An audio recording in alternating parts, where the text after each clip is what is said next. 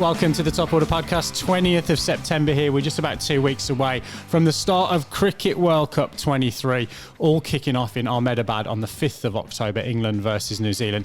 We've got a two-part preview show coming up for you. Part one is where we massively exceed the 45 minutes we've set, talking about our four premier teams for the tournament. That's one each from us, not the four that we think are going to make the finals, I should hasten to add. And then coming up in part two, we're going to talk about the other runners and riders, and then also our predictions for the tournament as well. But this is part one of the Top Order Podcast, Cricket World Cup 23 preview. Stay tuned.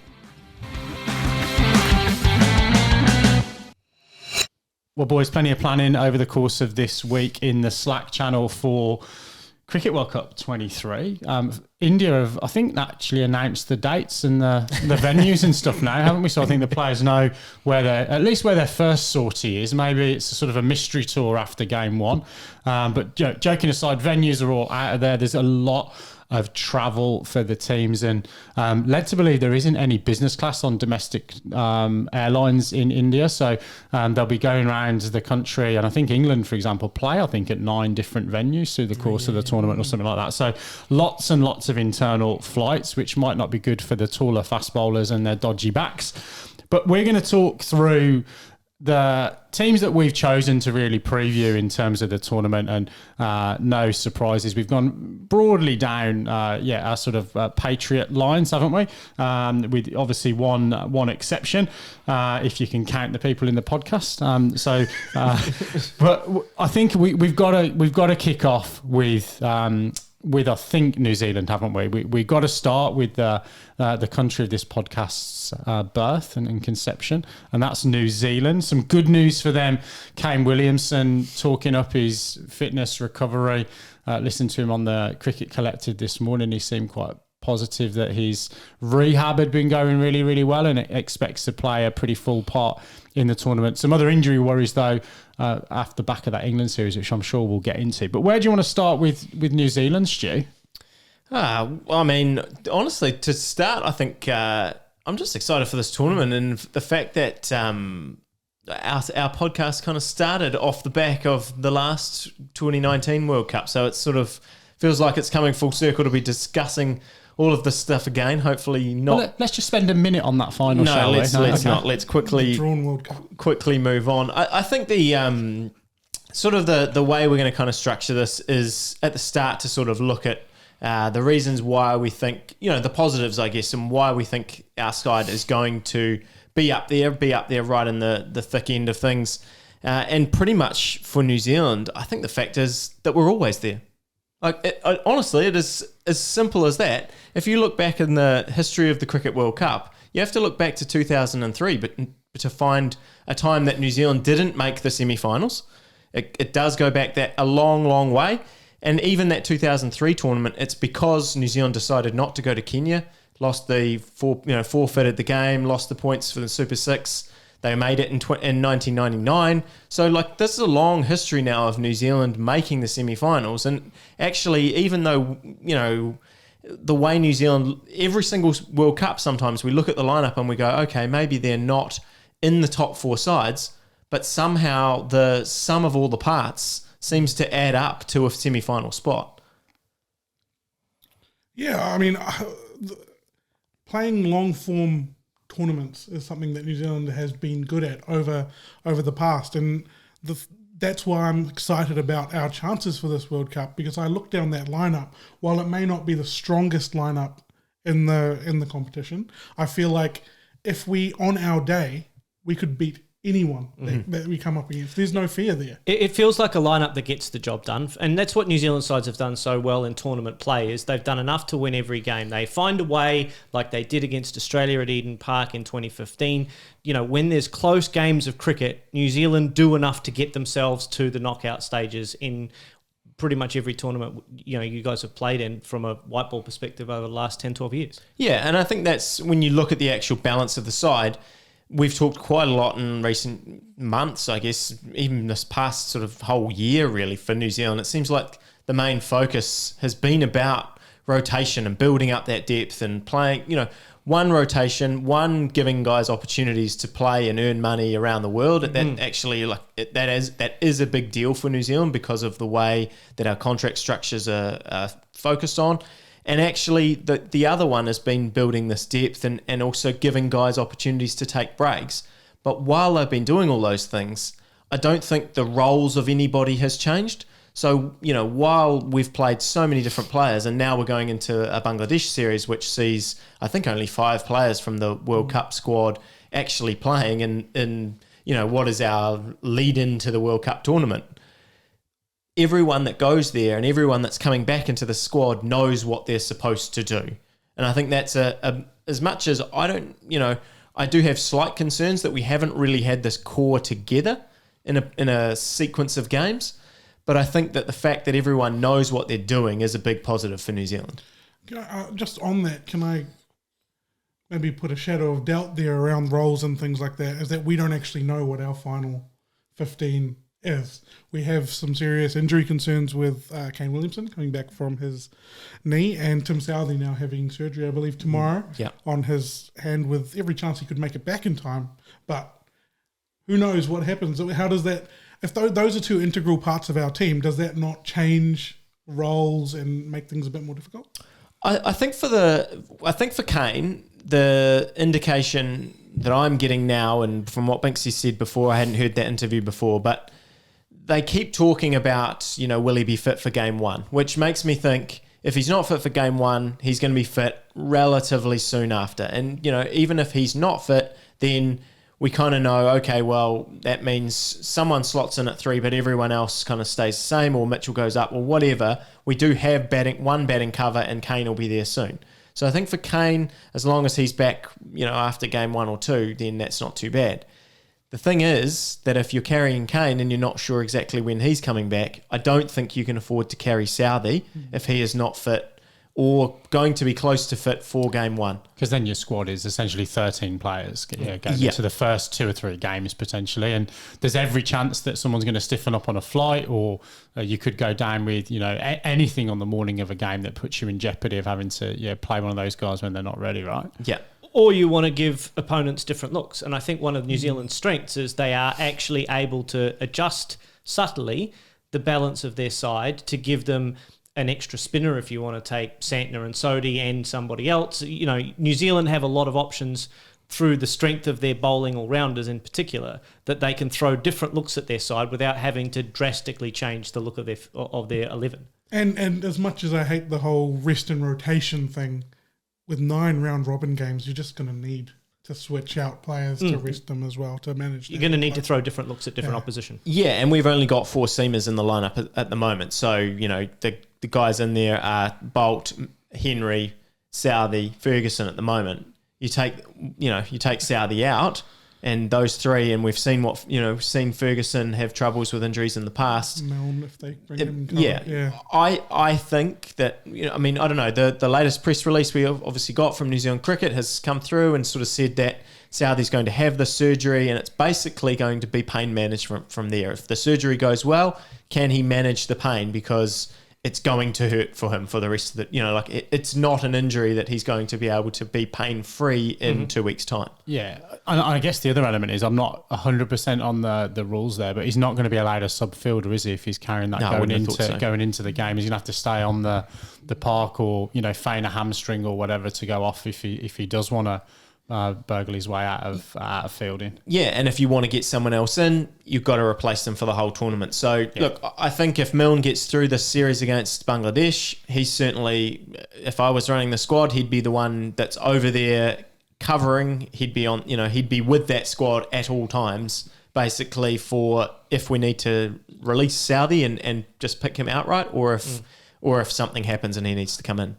Lippy, I'm sure you've got more notes, and I don't know whether you've planned for this question, and maybe for Raj as well. How much do you think, in terms of going with Kane in the squad, you looked at your schedule? So you obviously play England first up, and then, look, Bangladesh, Netherlands and Afghanistan are your next 3 games. So look, we've seen plenty of upsets at World Cups, Ireland, the Netherlands, in recent times. So you can't really underestimate anybody. But do you think New Zealand took any of that into account and thought, you know what, we're probably 4 games deep before we might need to put Kane into a must win or a bigger game? Was that a factor, do you think, in the planning? I don't know that it was I don't know that it would have been a factor, but I think they would have looked at everything, right? And I think they would have gone, well, this England game, as you say, this England game's going to be big, very important. And then these next 3 games, we would hope that at worst we're 3-1 after that run of 4 games. If we're not, then I think there are concerns for the rest of our tournament anyway. And this is the thing, we haven't really talked about the format, but when it goes straight to Super Fours, I believe.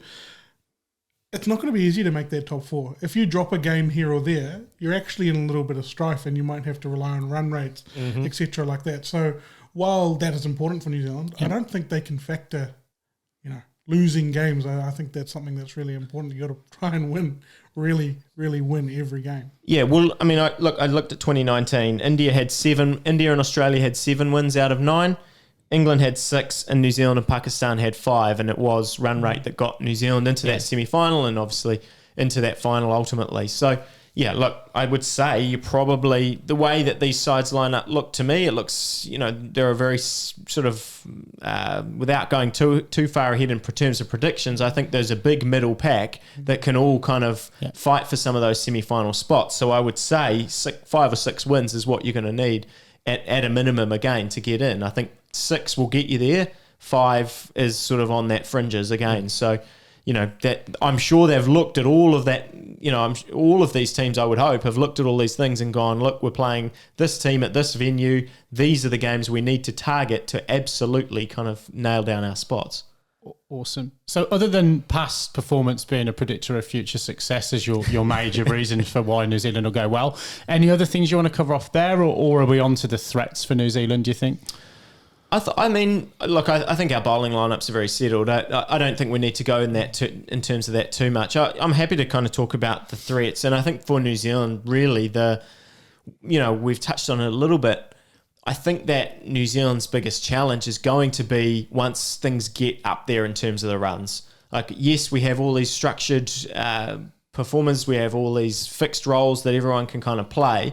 The one role that I think we're quite light on is the guys that can take you from 260 to 360, because I don't really see that too many of those guys when you look through the New Zealand lineup. And Phillips is obviously the key one, but Neesham is another that people point to, but I don't know that Neesham's going to be in many of these lineups when you kind of run through the side. So I think that, really kind of the finisher role and what New Zealand makes of that role is probably our challenge, and New Zealand's going to have to, I think, restrict teams to under 300. I mean, you just look at this England series that we just played. Basically, if we were able to keep England under 300, we were very, very competitive. If England got over 300, we were almost up against it right from the start and put ourselves under pressure, and then suddenly, the game gets away on you quite quickly.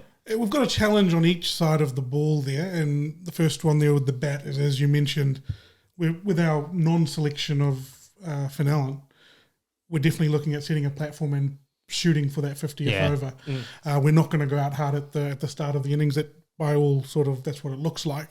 And then the other side of the ball, we talked about this a couple of episodes ago, maybe last week, finding that last 10 overs from our fifth and sixth bowler is going to be pivotal for New Zealand and if they win games. Awesome. We'll come on to predictions later, so we're not going to do that in the first half of this preview show. I think let's go to the hosts next, shall we? India hosting the tournament, as we've said, starting on the 5th of October. We've talked a lot about their embarrassment of riches, Raj. You've previewed the Indian side. So why is it going to go well for them, being at home, controlling the schedule and the pitches and the travel and all that kind of stuff? And what might go wrong? Yeah, well, good. Thanks for that lead-in. I think it comes down to, I've found 3 points as to why it's going to go well for India. One, you mentioned it, they're at home, right? What better place to play than at home? Their last World Cup win, 2011, was where? At home? At home. At home. The team looked very different. They had some real all-timers in that team. But you cannot take away the fact that home teams have gone very well in a lot of World Cups, definitely the recent ones. 2015, 2019, and perhaps 2023. A bold prediction if ever I heard one. Yes, squad depth. While that is, actually, I'll come back to that. Let me just go. While you're on there, while we're on being at home, I know, yes, you make incredibly good points about all these sides that have won at home, and I think if you even look further back, those numbers will back you up as well.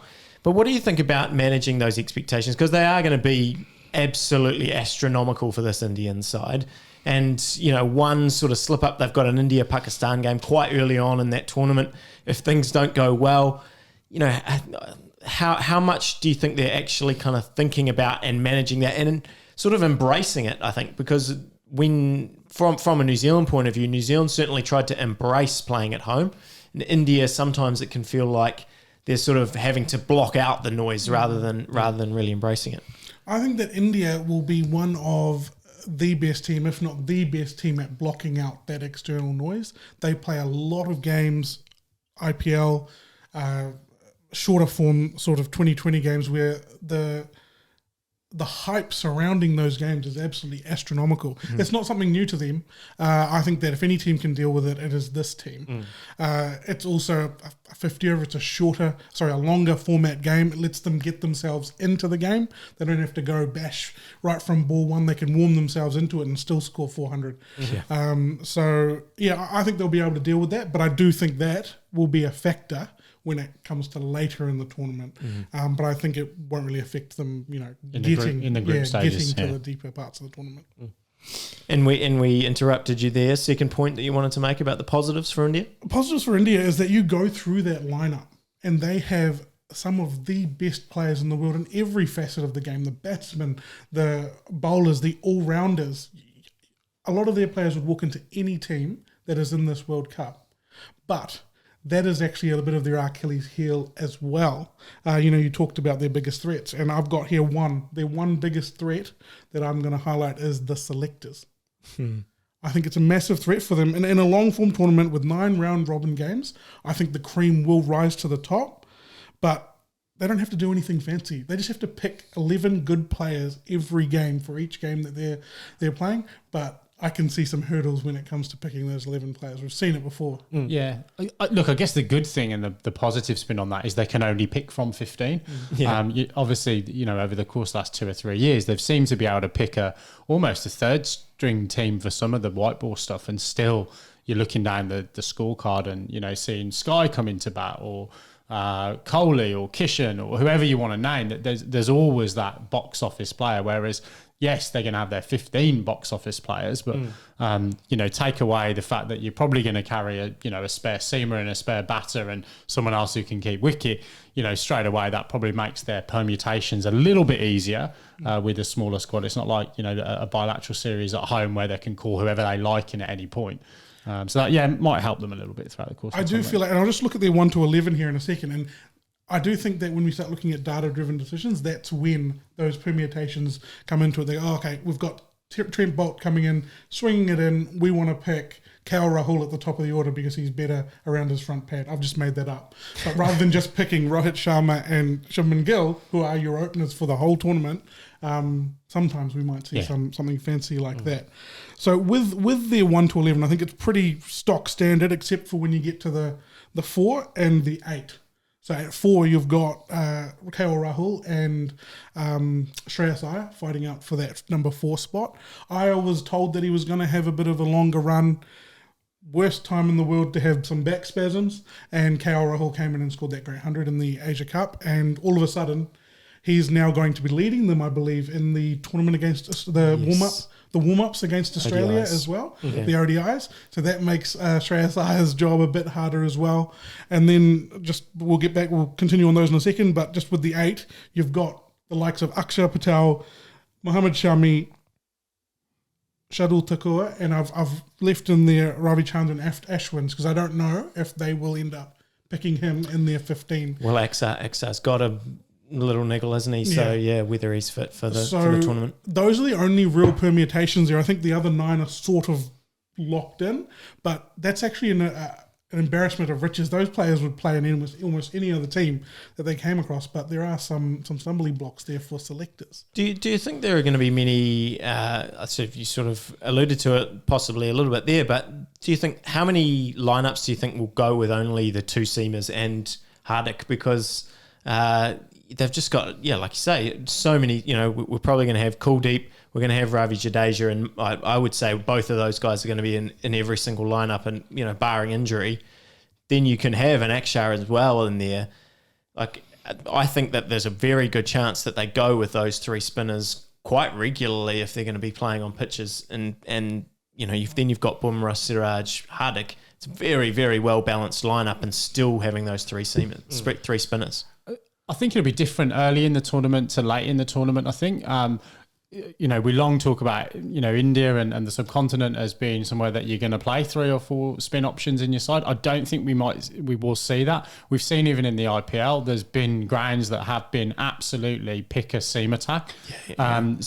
I think as well, there's a lot of venues. So, the kind of pitch where the squares tend to be smaller in India than they might be in the UK, for example. So I think it probably plays into later in the tournament at some of the venues that have played multiple games, you might see a bit more spin coming in. But I don't think it's as simple as saying that's the route that they'll go. I think you will actually see early in the tournament probably a bit of analysis around those grounds. And India will have probably been able to do that better than than the other teams leading in and looking at what those conditions might be at some of those grounds. Again, all feeding back into that home advantage that Raj highlighted. For my key performers, I have the new ball attack. You mentioned the seamers there. I think no matter which spinners they pick, I think that they're going to perform. They're going to go well at home. The batsmen are going to put 300 up almost every time. If that new ball attack can actually take 2 or 3 wickets in the first 10 overs, it's over most of the time. You saw what they did to Sri Lanka in the Asia Cup final. That was very devastating. That was an incredible new ball attack with Siraj and the like. There was Bumrah, I think, as well. They are my key. If they bowl well first up, they win games. And they bowl so well in partnership, those two at the top. They really make life very, very hard, and they make good top order batters look pretty silly early doors. And I think you've got to be super encouraged as well if you're thinking about Bumrah coming back from his long injury run, and seeing him bowl in that Asia Cup. I didn't watch every single ball of that tournament, but every single one I did see of him bowling seems like he's hooping at a mile, which, massively encouraging for what he can do, because if he can come in and be swinging it as well and, like you say, nip off a couple, then they can just put the squeeze on and it's curtains.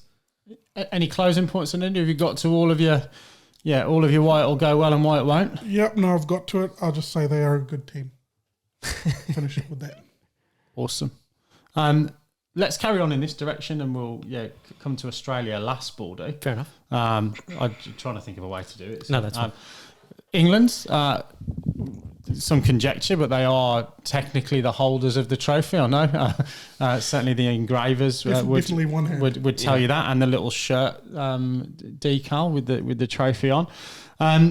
What'll go well, I think, for England, they've had a little bit of turmoil leading into the start of the tournament, particularly, I think, around the way they communicated the selection of the squad. So you've got the head selector, Luke Wright, saying that, the squad that was named for that New Zealand series was the World Cup squad. You've then got Matthew Mott, the coach, and Josh Butler, captain, saying, well, that's not strictly true, which has then obviously led into the fact that they've left out Jason Roy. And I think that's why it will go well for England in a bizarre way. They have made a very, very difficult call to leave out a guy that has scored 200 in his last 6 games in this format, who was obviously pivotal in that tournament back in England in 2019. But they're committed, I think, England, to the research that they've done and the permutations that they want to go in. They haven't gone with we've got this emerging talent in Harry Brook. We need to get him in at all costs. We're going to upset the balance of the side in order to do that, and maybe drop one of the all-rounders or the seaming options. They've made, for me, what is the difficult call. Do you think that like you said, that it was sort of the communication was a bit off? Do you think that the players were disrupted by that? And also, do you think that the players didn't kind of know that? Like, sometimes what people say to the media and what people say to the players is very different. I would have thought for the way that a lot of these squads are being operated, they're telling the players something different than they're certainly projecting to the media. Or do you think that it was as simple as, we think we've got our squad, and then they actually did cut Roy at the last minute and he would have been taken by surprise by that? Look, it's really difficult to tell what conversations have gone on behind closed doors, but I guess ultimately the problem with this was they'd named a provisional squad, and then they've got a series against Ireland, which comes too late to actually name the full squad. They couldn't have waited right till the end of that 3-game series. And really, what would we have learnt from that aside from fitness? If Jason Roy had gone out and bashed 200s, would have been saying, well, it's against Ireland, who haven't even qualified for the tournament. And I say that with all due respect, that they've been a fantastic white ball side at times, Ireland. But so I don't think it would have been a form thing. And then I think they've maybe looked at it again from a fitness perspective, small squad. And then look, when you actually look at the nuts and bolts of it, Jason Roy's opened the batting for the last 7 or 8 years of one-day international cricket for England. That's the only spot he really bats. He's not going to come in at 4 and 5 and be able to adapt to a role that he's not played before. And I think they think that Harry Brook has got the ability to cover 4 or 5 positions within that top order. Jason Roy hasn't, so then it becomes a really, really simple choice for the way that they're gonna go. That was the comment that was made when they changed the selection. Yeah. The comment was made that Jason Roy is an opening bat, and that we feel that Harry Brook can cover positions 1 through 6. And in a squad where you've only probably got one piece of batting cover, really, then that's the way they've gone. So there has been a lot of turmoil that we've talked about there, but I think the squad, Joe Root's in there, right, and Ben Stokes is in there, along with a plethora of others. There's enough experience there to now just absolutely have a laser focus about playing simple and winning games, right? Yeah, look, absolutely. So I think I've kind of written down what I think is that the side that's going to play. And if I kind of go down it and pick out Bairstow, Root, Stokes, Moeen Ali, Jos Buttler, Chris Woakes, Adil Rashid, Mark Wood, that's 8 guys who've got one thing in common. They all played in 2019. That's a pretty decent nucleus of a side. And then when you add in some of the guys that have come into that mix, Liam Livingstone has come in, Sam Curran has impressed, particularly at that T20 World Cup. David Willey, who was actually left out on the eve of the tournament. A little bit of irony that Alanis Morissette might squeeze into a reissue. You've got Willey and Archer on that tour. Isn't that ironic? The other way around this time. So look, I absolutely think when you look down that lineup, they've got a lot of experience. They're being called Dad's Army. I think the average age of the side is something like 32. But I think, leading into a ODI versus a T20 World Cup, I don't necessarily think that's a bad thing. And coming back to, why I think England could go well is that, that combination of all-rounders that they've got, Moeen Ali, Liam Livingstone, Sam Curran, Chris Woakes, David Willey as well.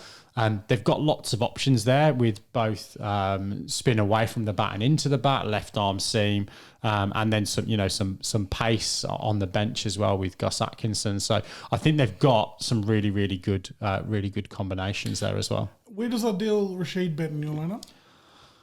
I think he probably ends up batting number 10. Because I need to apologise to him from the last. I've referred to him as a real tail ender, but he's got 10 first class 100s. Yeah. Done a little bit of research. It's not a bad person to have at number 10. Yeah, they're going to have a stacked lineup. Yeah. The way they can structure their side, they're going to have quality up and down that order. Absolutely. So I think the way I've got it is probably Curran is carded to bat number 8, Woakes number 9, Rashid number 10, and then probably Atkinson or Wood at 11 if they go in with that that sort of if they change one of those quicks for David Willey or something, then they get their batting. Yeah, batting goes even better. So there's plenty of skill up and down that lineup. What about Root? Because we over the past 12 months, 2 years, 3 years have always I think every time I watch Joe Root, there's never been a moment until these 3 ODIs against New Zealand, or 4 ODIs or whatever it was against New Zealand, where I've looked at him and gone, he's out of form. He always looks in form. He always looks absolute class. These games he really struggled. He's now said, can I please play against Ireland from the sounds of things, because I just want to try and get myself back into form. Any worries? Because despite the order, the quality that's up and down that lineup, I think he's still a very important cog. Like if he has a terrible tournament over in India, I think England will struggle just because he's that rock, isn't he? Like Kane, like a few other, like Steve Smith can be for Australia, that kind of, manage Kohli at Bumrah's arm. These guys that actually can anchor your innings and everyone else can play around them, play the innings they need. So are you worried about Root in any way? Yeah, so One Day International begins in a couple of hours' time in Leeds against Ireland. Joe Root will score 100. And look, even if he doesn't, you said it in your preamble, Lippy, form and class, are different things, and form is temporary and class is permanent. It's a long tournament. He's got some time to get into his work. I don't think I would be concerned one bit. I also think he gives us a little bit of an option with the ball as well. Absolutely. I'm absolutely not fussed about that. From an Englishman's perspective, he'll come good when it matters. I reckon he's going to be integral. He's one of those players that he's in, and then 45 minutes later he's 39 from 38 or whatever. All of a sudden, he's built an and it just allows Butler, Stokes, Bairstow that much more freedom when Joe Root's at the other end, because all three of them can go, well, I can really go for it here. Yeah. And I know I've got Joe at the other end. The exciting thing for England fans is they've also got Milan, and it almost seems an embarrassment of players who can play multiple roles.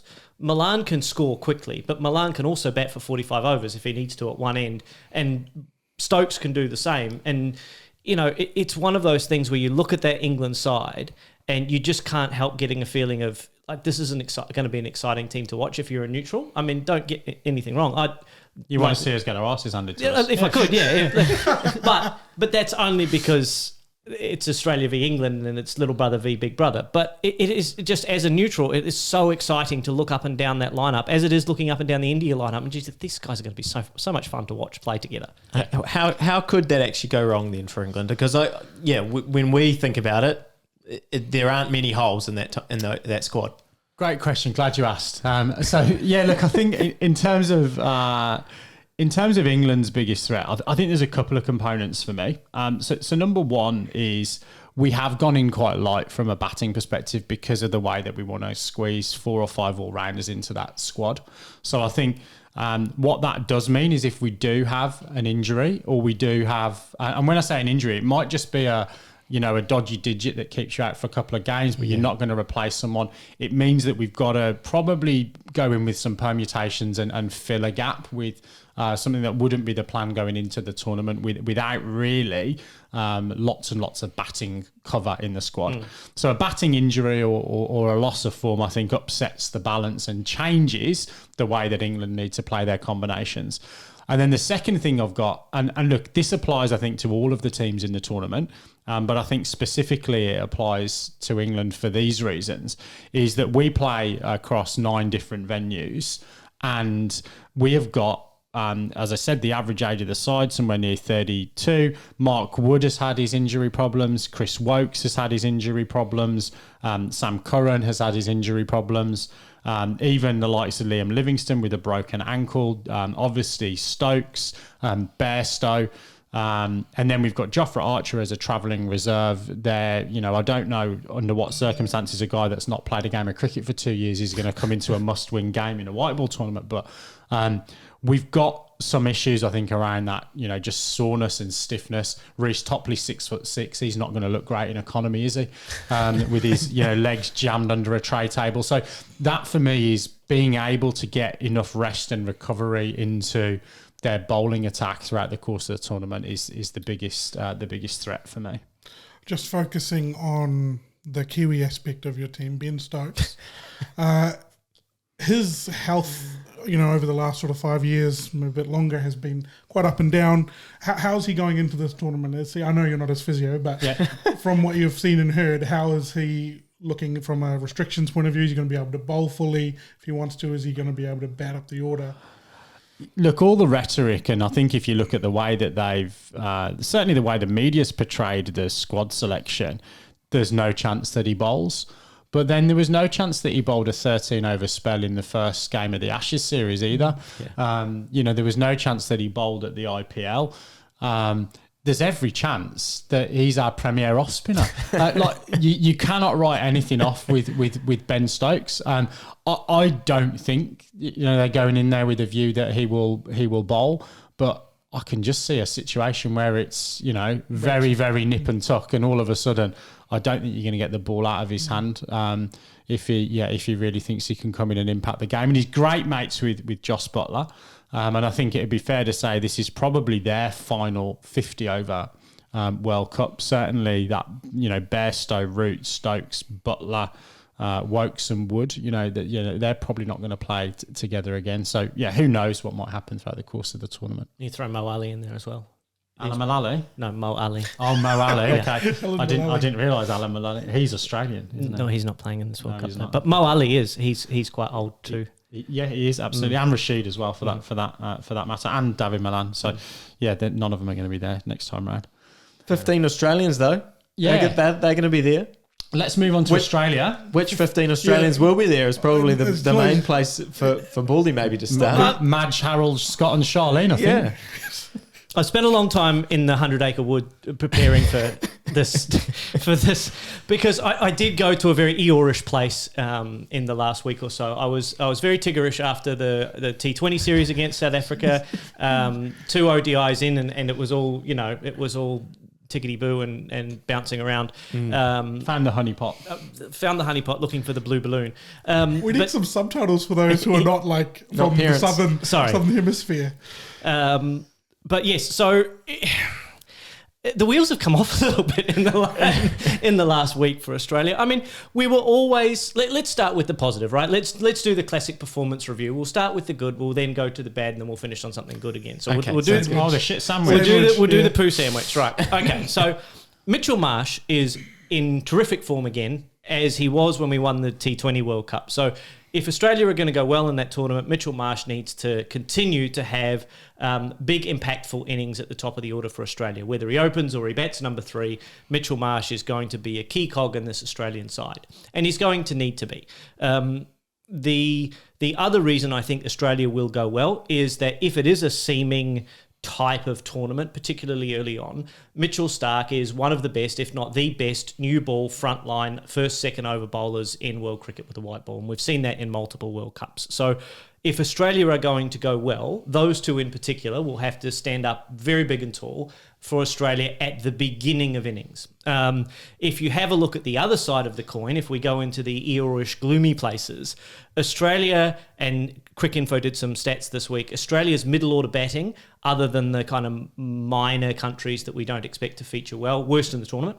From an average and a strike rate perspective, and Australia's death bowling, worst in the tournament. So in the middle of innings and the back end of innings, Australia have, over the last few years, particularly since 2019, struggled mightily.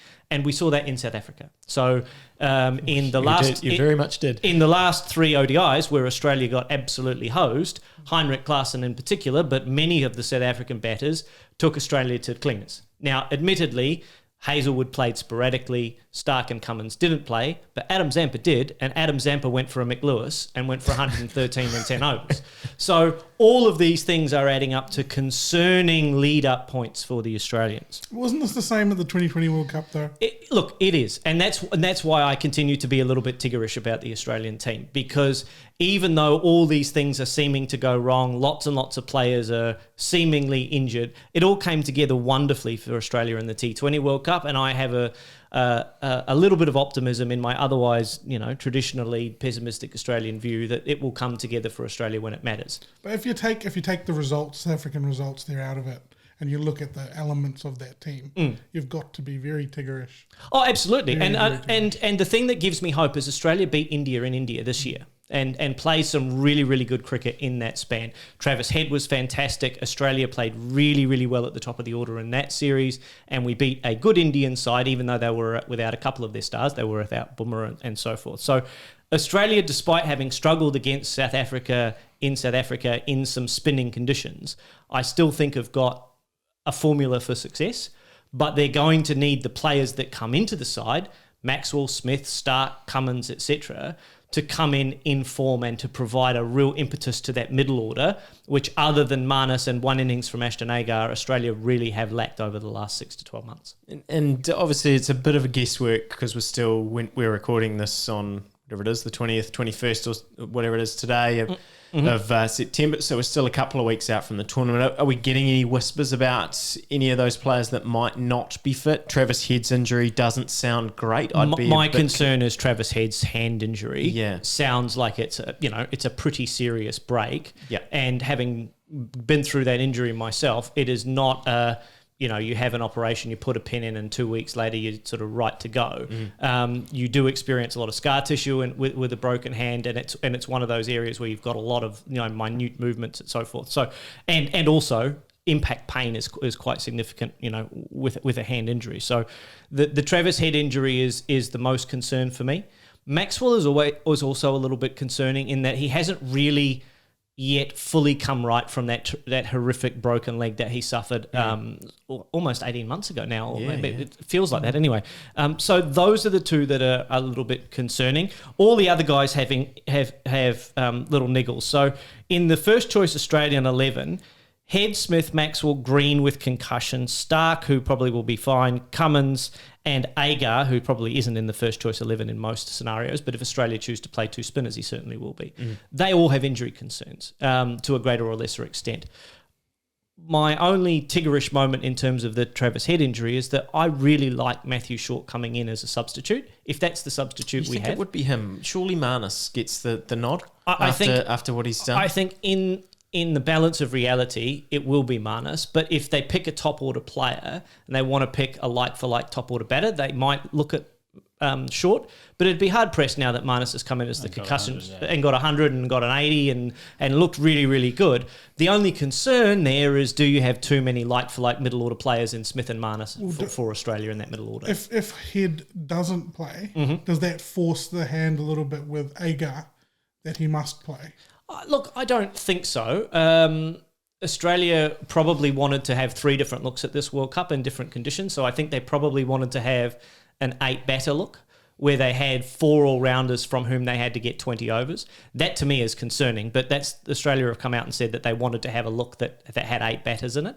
And then they wanted to have a look that had 2 spinners and 2 seamers, which probably would have been Stark, Cummins, Zampa and Agar. So Agar would have batted at 8 in that scenario. And then a 3-seamer, 1-spinner scenario where you don't play Agar and you play Adam Zampa.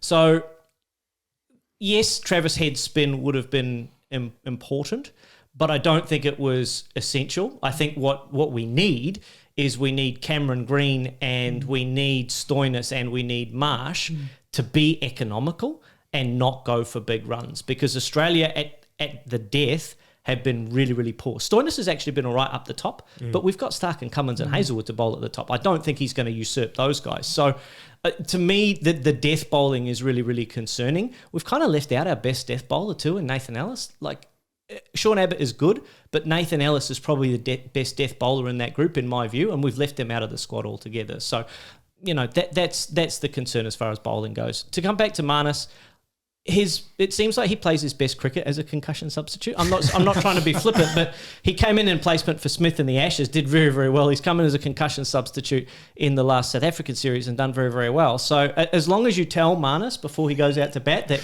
you're going out as a concussion substitute, he'll be totally fine. Does that mean he's going to go to Victoria and just sort of wait for Pukowski? I'm not sure I'm ready to have that conversation yet. No. He's been out for some time, I feel, for that man. Can we move on? He's back now, actually, isn't he? I think he's playing some cricket, but it remains to be seen. Baldy, you've covered a lot in your notes there. I think, again, in your typical style, you're kind of focusing a little bit on some of the negative components. you've got to be pretty happy with the quality that you've got. Where are the things that you are really, really bullish? Oh, I'm so excited about Mitchell Marsh. Yeah. Like, honestly, I think if he continues to continue his run of form, I've phrased that really badly, but if he continues to play in the form that he's in now, he could be one of the players of the tournament, and Australia could be on the back of several big scores from Mitchell Marsh at the top of the order. No one is hitting the ball more powerfully than him in world cricket at the moment. Probably Daryl Mitchell's up there, but yeah, true. But Clarkson might have a case for. Look, Mitchell Marsh, write it down. Fact, he's going to be awesome, and I'm super excited about him. One of the things that concerns me as if I was an Australian, so I put my Australian hat on here, is sorry about that. 2015. There was that when they played New Zealand in the pool games. There was an absolute capitulation of the batting. I can see that happening with this batting lineup as well. And it has been. So one of the things I looked at was how many times over the last 12 months have Australia really lost wickets in clumps in ODIs, and they've done it in the South Africa series as well. Even when they made that big sort of 300 score, they lost 5 for 40, I think, at the back end of that innings. So, and a lot of that, look, I don't want to point out Marcus Stoinis's lack of form, but he's averaged 16 in recent times. It has been really, really lean pickings from him. He hasn't reached 50 for like 3 or 4 years in an ODI. So like his form as one of the key cogs that helps Australia explode in the later overs has been poor. Alex Carey is a very, very good cricketer. We saw him get 99 in the South Africa series, but is he the guy who's going to get 80 off 30 balls? I'm not sure that he's that guy, right? So that finishing for Australia is problematic if someone like Stoinis doesn't come off on a regular basis. To take a basketball monster look at that, that's a usage issue though, isn't it? They're not being put in positions where they can have major impacts a lot of the time. Sometimes it's a usage issue, but I also think that Marcus Stoinis is out of form. User error. And it could be that he actually just is out of form. And I would not have him in Australia's first choice 11 at the moment, which is problematic because then he sits on the bench and then what do you do? Then he has to come in as a replacement. And Green's your premier all-rounder in that scenario. I think so at the moment. Yeah. And even he's not in the best of form and he's coming back from a concussion. So there are lots and lots of questions. Have they nailed Cam Green's role as well with the bat? Not really. No, not really. He has done the job in India, which is a good thing. Yeah. He has played well in India. All right. Lots of questions. Lots of questions all round on those 4 sides. Just to reiterate, not the 4 sides we think are going to make the finals necessarily or the final 4, but it might be. That question is going to get answered on the next episode of the Top Order podcast, which will be where we look at the other 6 teams in the tournament. We pick our predictions for the final stages and our eventual winner, as well as a few hot takes as well. But for now, it's the end of part 1 of the Top Order podcast Cricket World Cup 23 One Day International preview. We'll be back with part 2 in your podcast feed almost immediately. So don't navigate away from iTunes or Spotify. It will be sitting right there. But for this episode, it's good night and God bless from us here in Auckland. We'll see you in the same clothes for the same continuity in about 1 minute's time. Good night.